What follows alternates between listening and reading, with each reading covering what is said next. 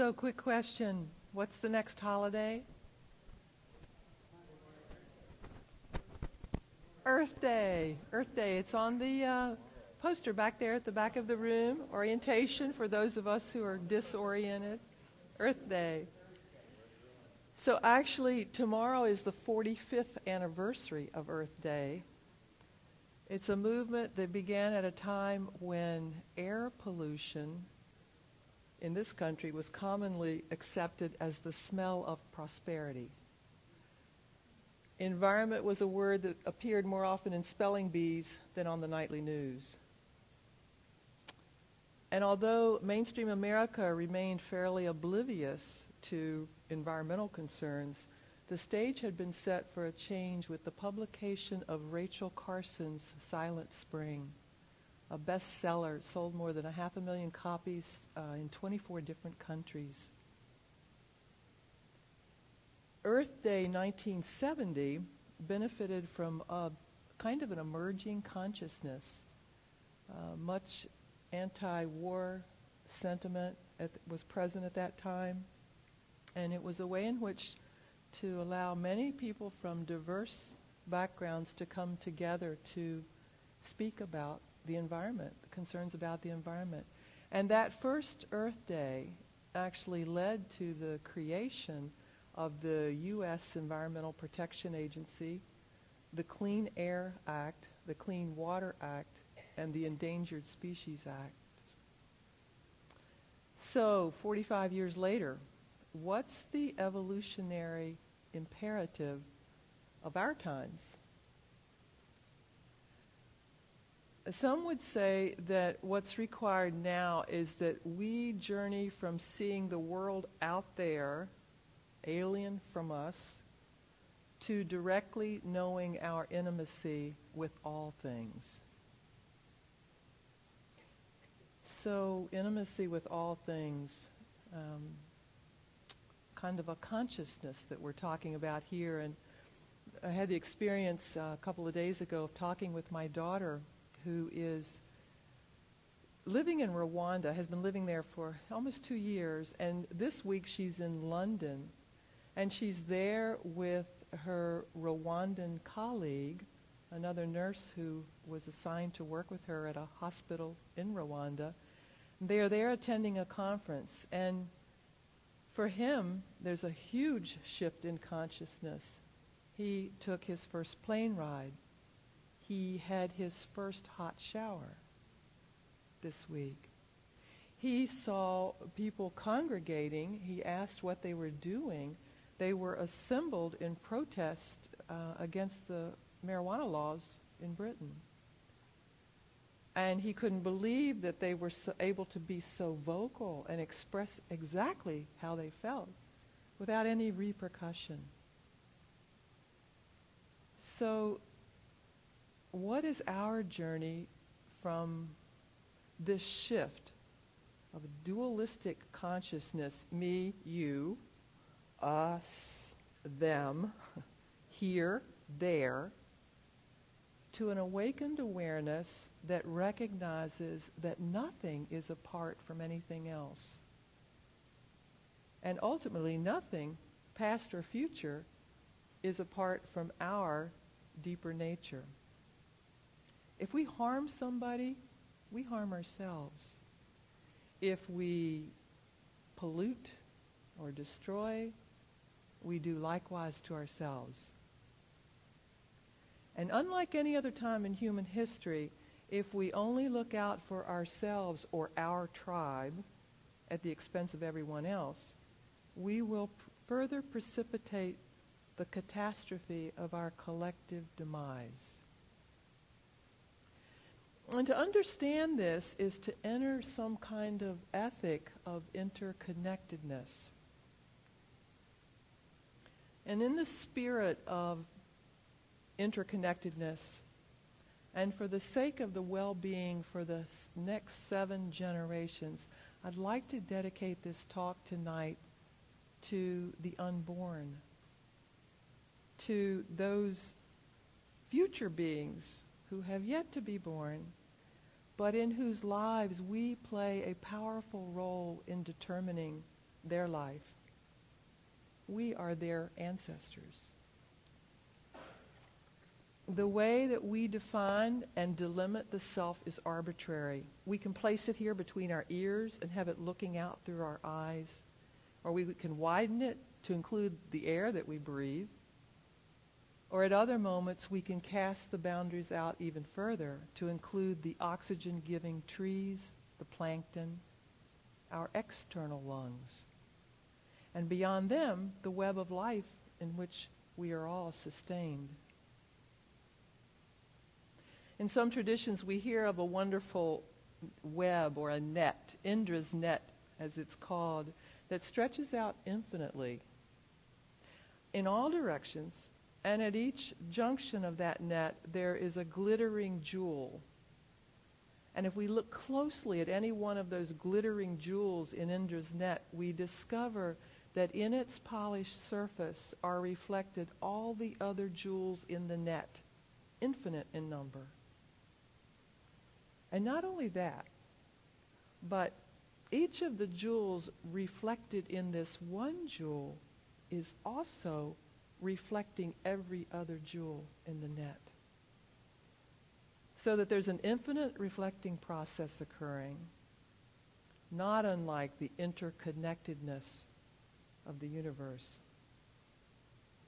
Joanna Macy, who's an environmental activist and a Buddhist teacher, has this to say, quote, "It's not as if we suddenly get zapped and we look and we see Indra's net. It's that we choose to see it. Indra's net reveals itself to us when we dare to see and live it. We are all capable of choosing to make a great vow. The Dharma teaches us that reality is too big for one person's mind to understand. And you may remember that the Buddha emphasized again and again that the only thing you can know is your own experience. So you go see for yourself. Don't claim to have a grand theory of anything, but what you can do is to have the courage and the stomach to look at what is threatening life and to honor the fierceness of your desire that life continue." Unquote. So we're all capable of choosing to see. We have to know how this mind works in order to cultivate that seeing, to understand the ethics of interconnectedness. We begin with a few assumptions, all of which were put forth by the Buddha, and you're most likely familiar with every one of them. One is that the mind can change its ways. Another is that the mind wants happiness.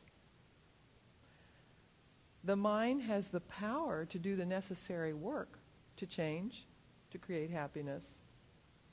And the mind can actually choose actions that promote or thwart happiness.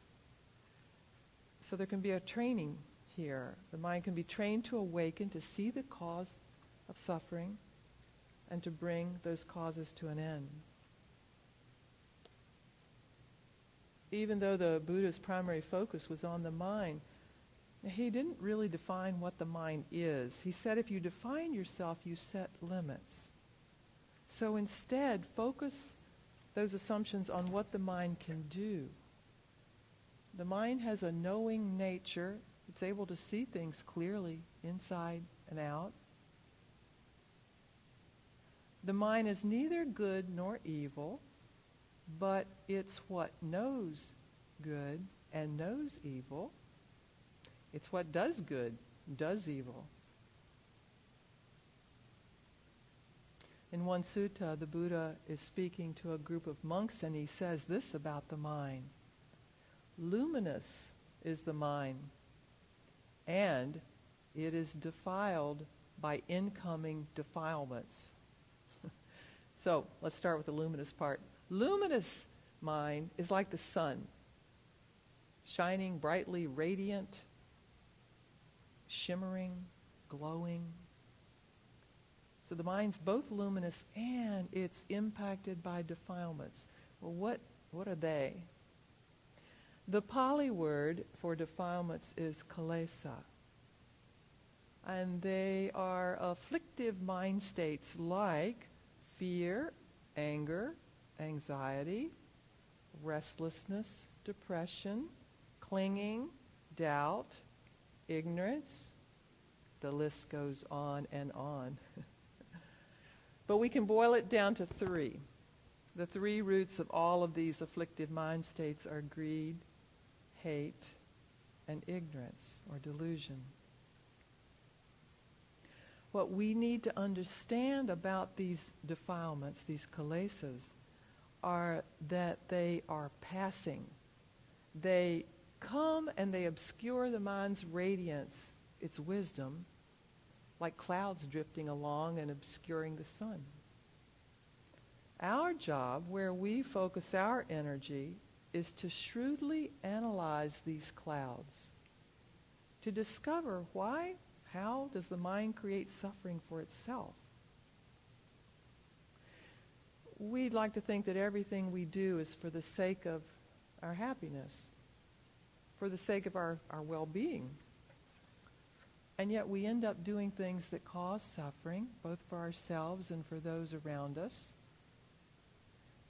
And sometimes it's even fairly blatant. It's right in front of us. A couple of you are nodding your heads. Right before us, and yet we seem compelled to do it anyway. So when we focus on the passing clouds, obscuring, concealing, darkening, confusing, that cause suffering, we have this opportunity to discern how the mind is fabricating its experiences.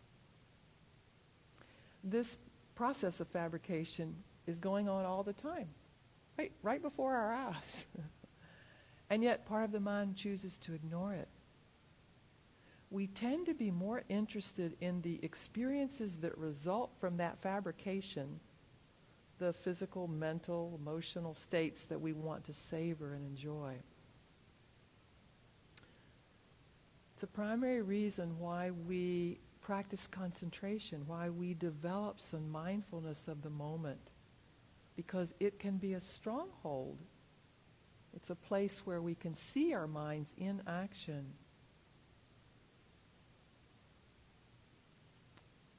So let's try something. Just sit back comfortably. You don't need to be so upright right now. And just allow your body to feel that chair beneath you or the floor beneath you. Closing the eyes if that feels all right for your mind, body in this moment. Softening any tight places.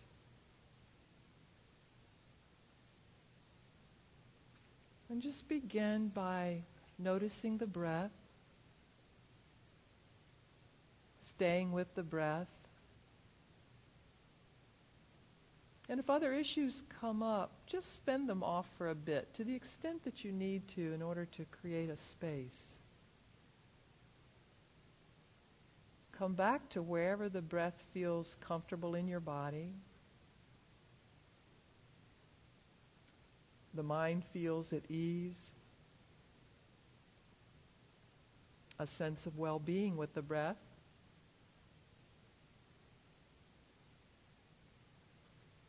So that the breath feels full as you breathe in, full as you breathe out. You're not squeezing out the energy of the body as you breathe out. Neither are you building up tension as you breathe in. Simply allowing the breath to come in and out with a sense of fullness that you can maintain through the in-breath and through the out-breath.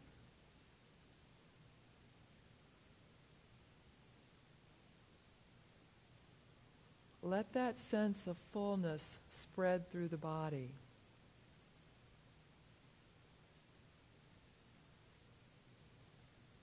This is a stronghold.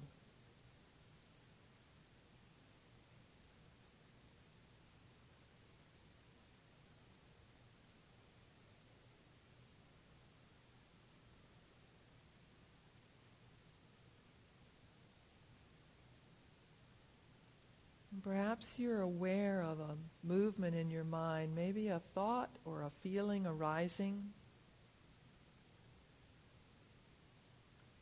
Seeing that there may be lots of little events in the mind that you tie together, connecting this one with that one, or that one leading to another one, till suddenly you've strung together a huge story.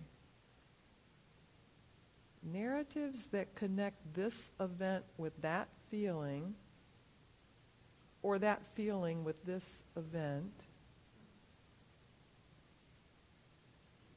so that perhaps the story becomes a huge tangle in which you are caught.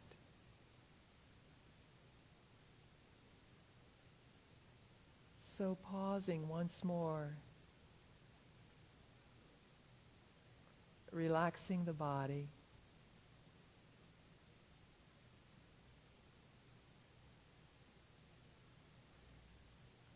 returning to the breath again.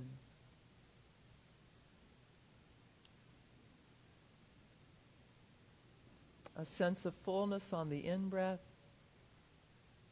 and on the out-breath.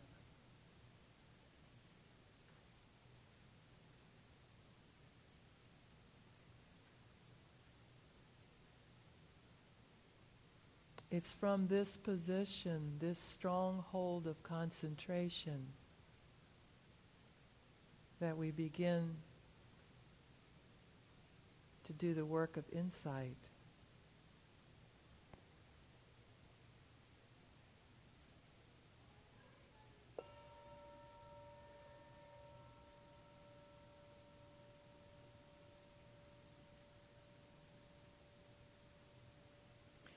The qualities of insight or discernment are like a sword that cuts through all the confusion, all the connections that keep these defilements together, tied together.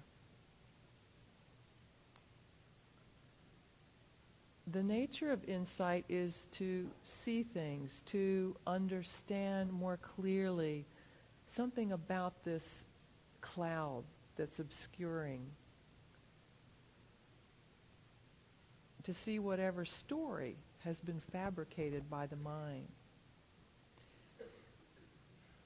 And tonight I'm going to offer just a possibility of a way that you might approach this practice of discernment whenever you see a cloud arising, whether it's one of anger, grief, irritation, envy, resentment. So, step one, learn how to watch the cloud arising.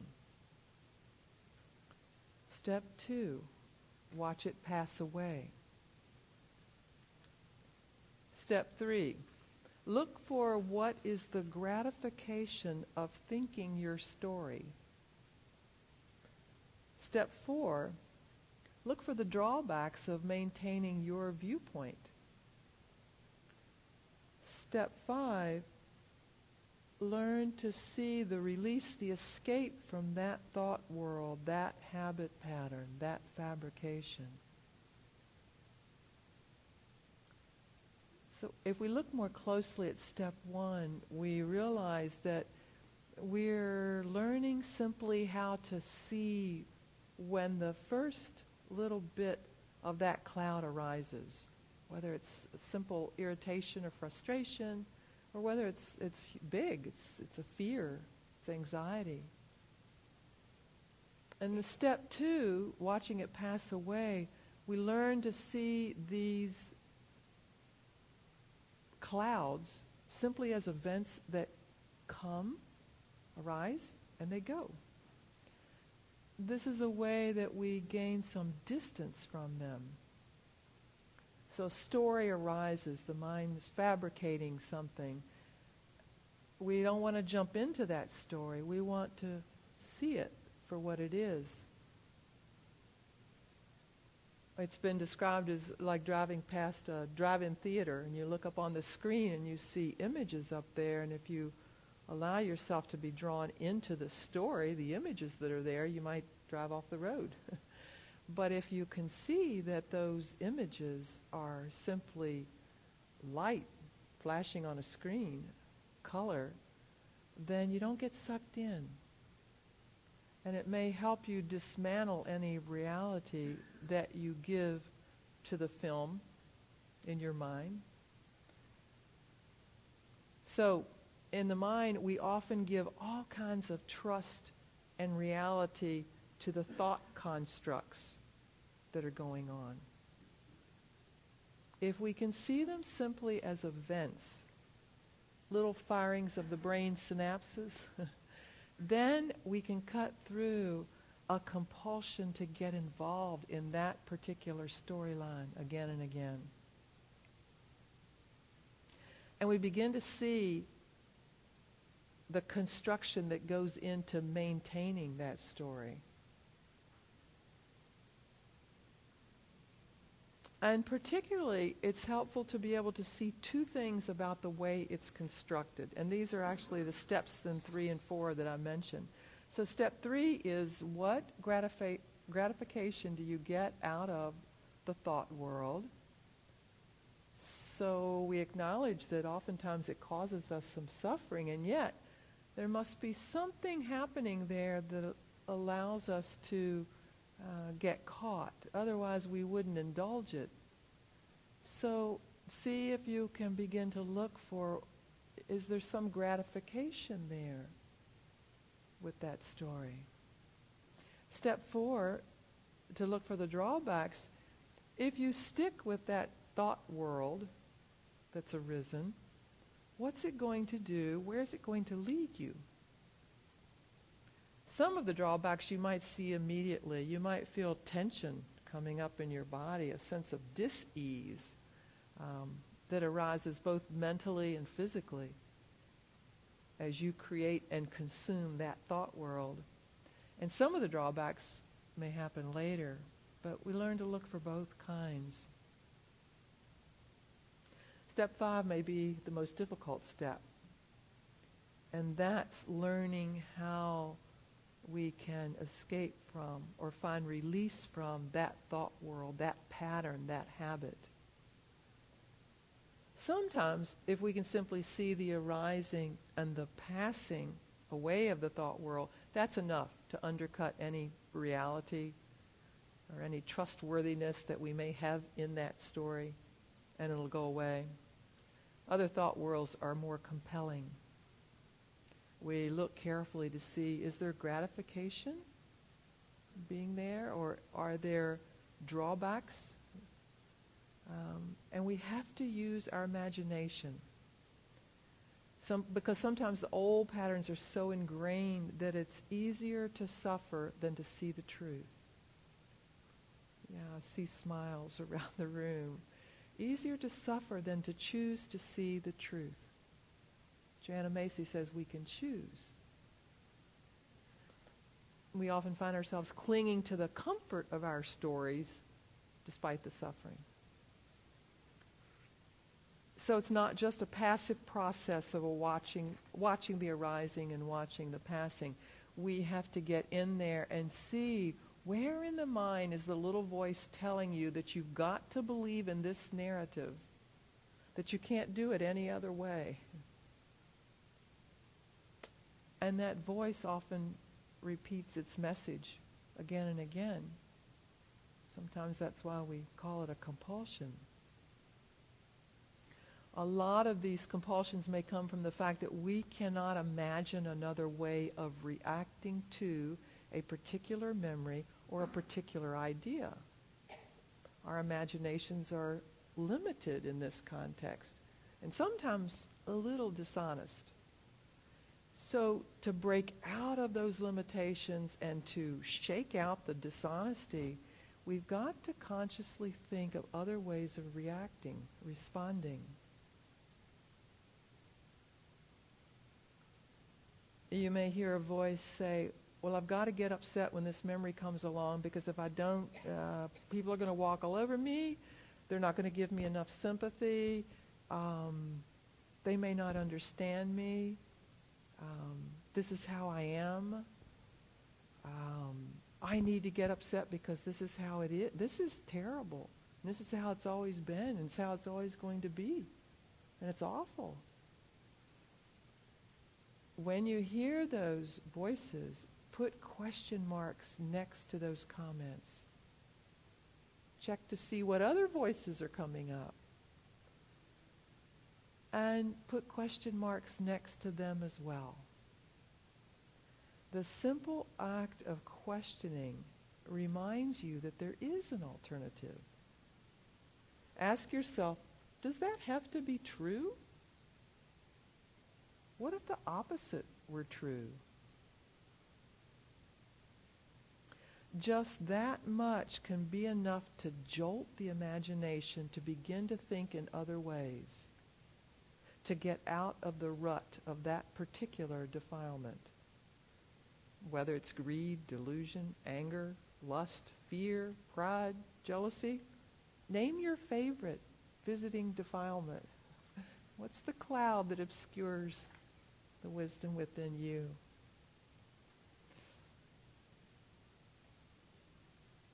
Here's where relinquishment can come in as well. We see the suffering and we assess what needs to be done. And the relinquishment can be that you just keep reminding yourself that you have the freedom to choose. That you can talk yourself into doing skillful things that you may be a little afraid of.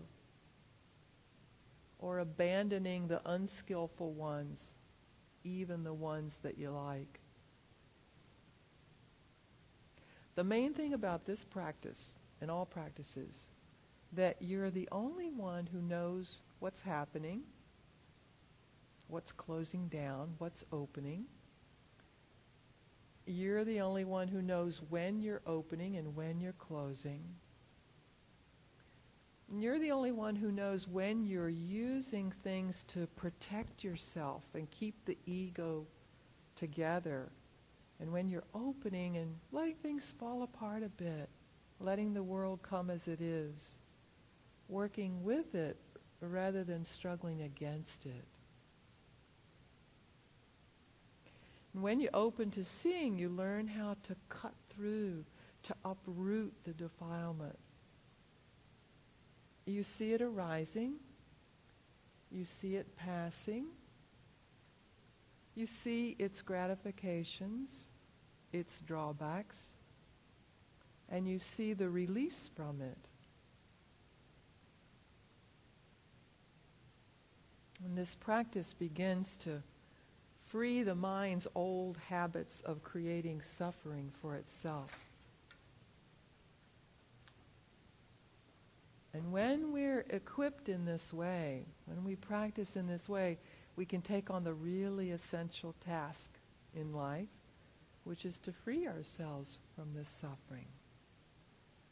Freeing ourselves, we support the freedom of others. As we keep working at it, there's a constant chipping away at the defilements and at the unreal thinking, because there's no happiness in that. And the mind wants happiness. It has the power to do the necessary work to create change and to choose actions that promote happiness.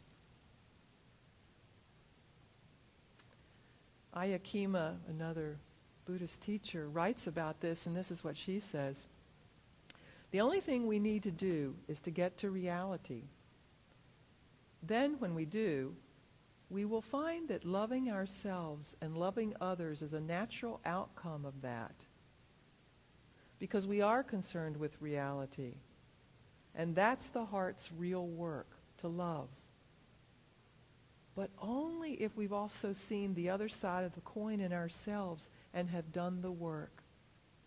Then it's no longer an effort or a deliberate attempt, but it becomes a natural function of our inner feelings, inward directed, but shining outward. Unquote.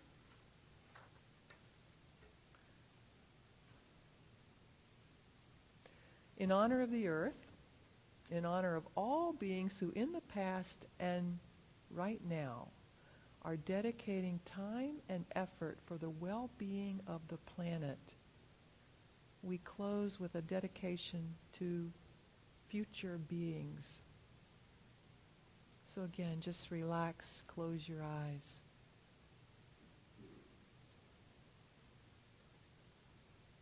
Dedicated to future beings. You live inside us, beings of the future. In the spiral ribbons of our cells, you are here. O you who will walk this earth when we are gone, stir us awake. Behold through our eyes the beauty of this world. Let us feel your breath in our lungs, your cry in our throat. May we honor the life that links us. May our wrath be cleansing, cutting through the confusion of denial and greed. May we not be afraid to see or speak our truth. May clarity be our ally and wisdom our support. May we be forgiven for what we have forgotten and blessed with the remembrance of who we really are. You, as yet, have no faces we can see, no names we can say. But we need only hold you, future beings, in our mind, and you teach us patience. You attune us to measures of time where healing can happen, where soil and souls can mend. You reveal courage within us we had not suspected, love we had not owned. O you who come after, help us remember, we are your ancestors.